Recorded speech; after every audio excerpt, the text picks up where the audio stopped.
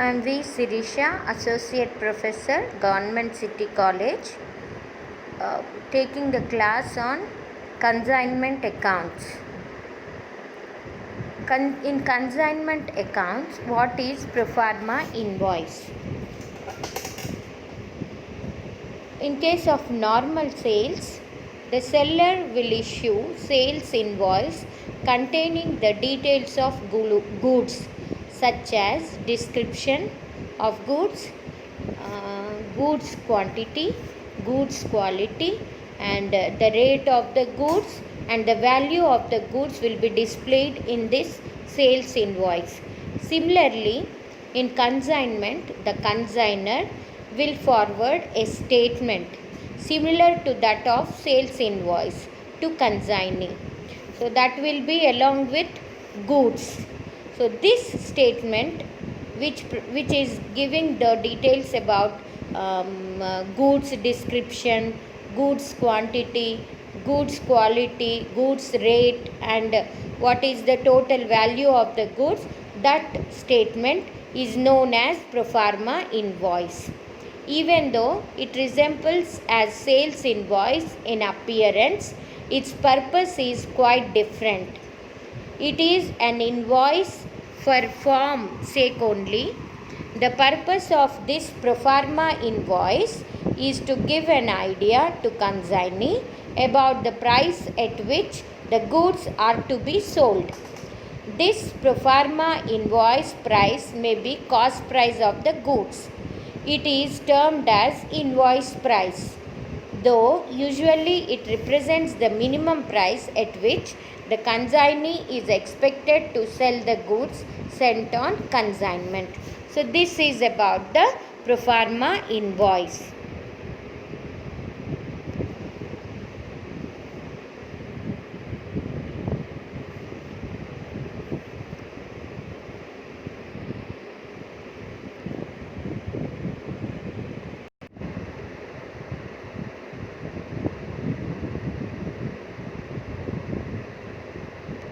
So account sales.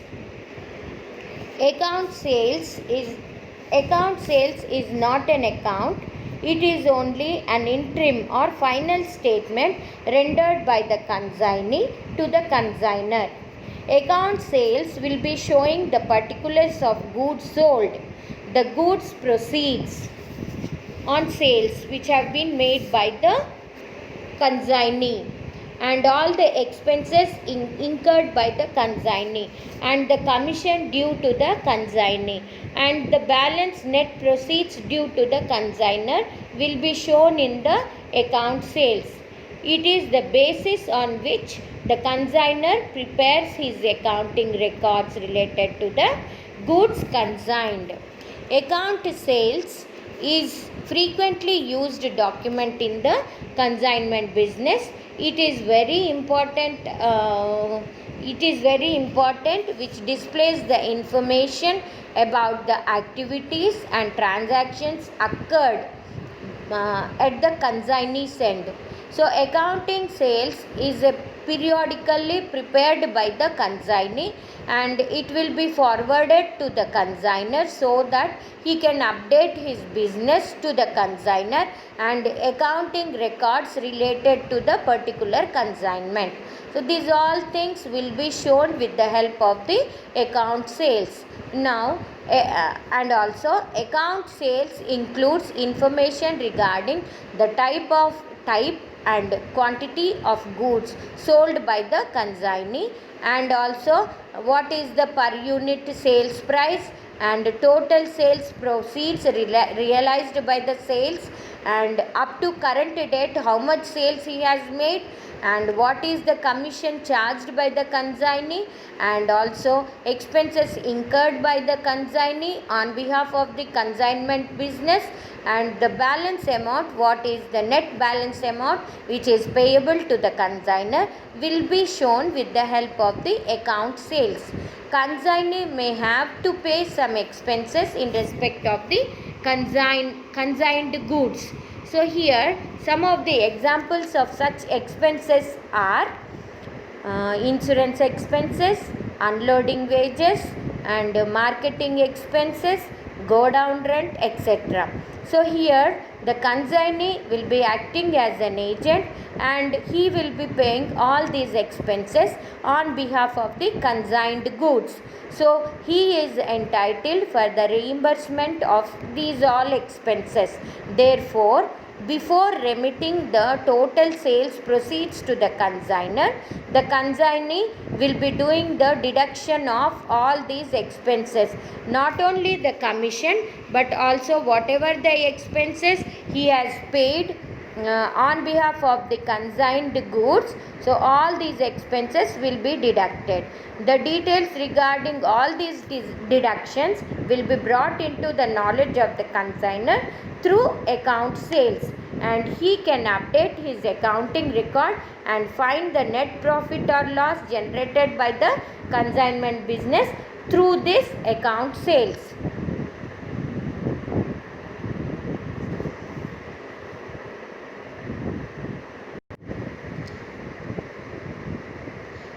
Coming to the format of account sales is a simple statement which consignee will be preparing to communicate to the consignor about their consignment.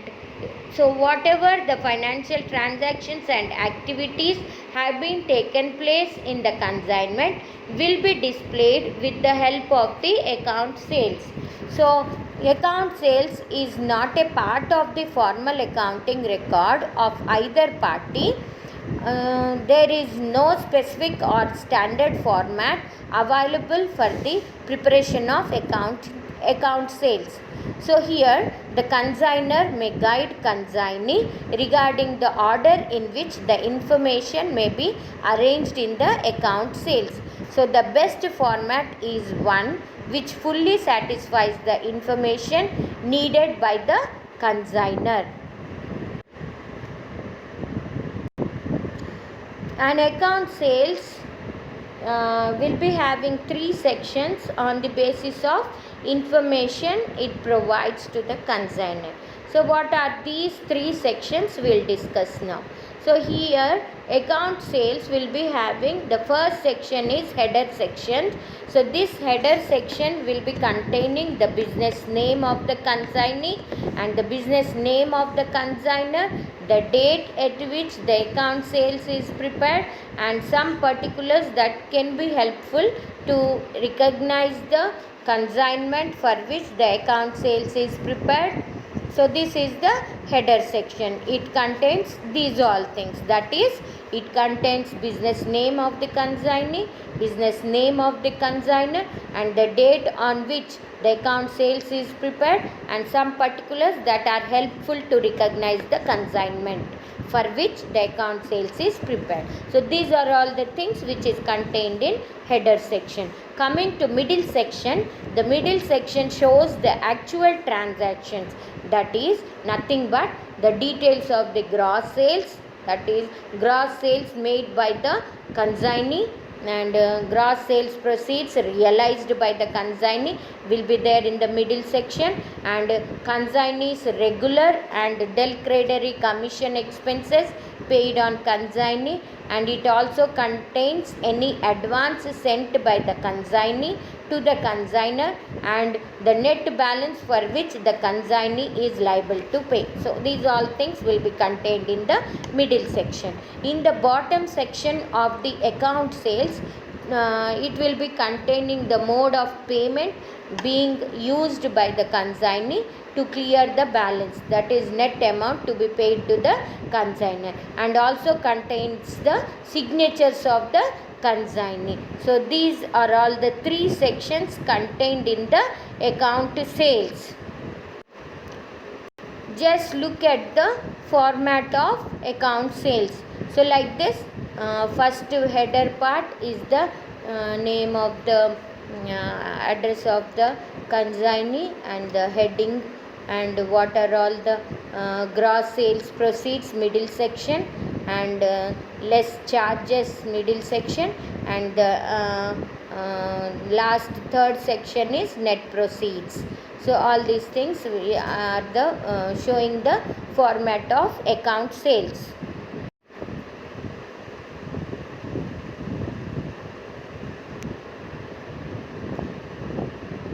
coming to the items relating to consignment. What are all the items which are related to the consignment? So now coming to the first item which is related to consignment is expenses on consignment. So here consignor as well as consignee has to incur certain expenses in respect of goods sent on consignment. So these expenses can be categorized into direct and indirect expenses. Direct expenses are nothing but non-recurring expenses. Indirect expenses are recurring expenses. So all expenses of consignor and consignee such as freight and loading charges will be treated as direct expenses, and other expenses of the consignee will be treated as indirect expenses. So all expenses incurred, whether paid by the consignor or consignee, till the goods reach the place of business of consignee, so one time expenses are called as direct expenses. So here expenses on consignment, non-recurring expenses are incurred for bringing the goods from the place of the consignor to the place of consignee are coming under the category of non-recurring expenses. Hence all expenses incurred till the goods reach the godown of the consignee are non-recurring expenses. These expenses are incurred only once on the particular consignment. So here you have non-recurring expenses and recurring expenses. So other expenses of the consignee will come into category of indirect expenses, and the non-recurring expenses, all the expenses incurred by the consignor are that is freight and unloading charges will come under the category of direct expenses. So this is about the expenses on consignment. Coming to the second part, advances from, second item is advances from consignee. So advances from consignee as the part of understanding between the consignor and the consignee. In some cases the consignee may be required to make some advance payment against the goods which have been sent to him for sale. So that advance payment is known to be as advance from consignee. When goods are sold, the entire amount of advance may be adjusted in order to ascertain the net amount payable by the consignee. So this is this advance may be paid in the form of check or bank draft or accepting a bill drawn by the consignee. So here consignor can discount the bill received from the consignee. The discount charges need not be charged on consignment and can be regarded as ordinary financial expenses of the business. So here consignee's commission, here advances from consignee, the consignee is the beneficiary of the consignment business in the form of a commission. Okay, so he will be doing the consignment business to get the commission from the consignor. He will be earning the commission for the sales on consignment.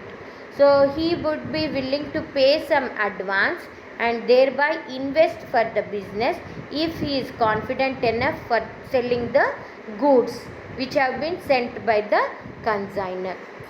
So this is the second item related to consignment, that is advance from consignee. Third item is consignee's commission. So here consignee's commission, consignee is entitled to get commission on the sales for the services performed by him regarding the sale of goods sent by the consignor. So this commission allowed to the consignee will be of three types, that is normal commission, declaratory commission and overriding commission. So here consignee's commission is calculated on gross sales made by him. he will be getting some percentage of sale. The person who sells a product receives the percentage of sales. That percentage of sales is known to be as the commission. It is the reward. It will be known as the reward to the consignee for the consignor for selling his goods on behalf of consignment business. So here now coming to the, so here consignee's commission, we have commission allowed to the consignee are of three types. So here the types are the methods for calculation of commission would be of three times according to the specified agreement between the consignee and the consignment. First type is ordinary commission or simple commission. So here in ordinary or simple commission, the consignee will be given some percentage on the gross sales proceeds what he has made in. So it is the fee payable to the by the consignor to the consignee for whatever the sales he has made. There is no guarantee for the collection of the money for the consumer. So it is calculated at a fixed percentage on total sales what he has made. So this is known to be as the percentage of commission is lower in such case. So here you see in ordinary commission or simple commission, consignee for whatever the services he has rendered as an agent of consignor, this commission will be calculated at an agreed percentage of the gross proceeds of sales what he has done. So it is calculated like this. Now coming to the del credere commission, when here the consignor is allowed to sell goods on credit. Here there will be risk of loss due to bad debts which should be borne by the consignor. To prevent this bad debts loss, here the consignor sometimes may allow extra commission to the consignee for guaranteeing the payment of debts in respect of credit sales. The extra commission is known as the del credere commission. So when del credere commission is given to the the consignee has to bear the loss due to bad debts. The del credere commission will be calculated on the gross sales unless otherwise stated. So here this type of commission is an additional commission for an endeavor of magnifying sales in the form of credit. So in order to remove the loss on bad debts, this commission is an additional commission given by the consignor to the consignee. Now coming to the special commission or extra commission, or we can call it as overriding commission. So here overriding commission can be called as an additional incentive for the purpose of pushing the sales. The consignor may allow another or extra commission to the consignee, which can also be called as overriding commission. This commission will be allowed to the consignee in excess of sales what he has made over and above particular level of sales. So in normal practice, when the consignee sells the goods at a price higher than the normal selling price, he will be entitled a commission for excess amount realized over the normal selling price. The consignee or the agent is the person to whom such goods are sent. The commission provided on the excess amount realized over the normal selling price is known as special commission. Can also be called as extra or overriding commission. Goods received by the consignees are known as the inward consignment. This is the end of the class.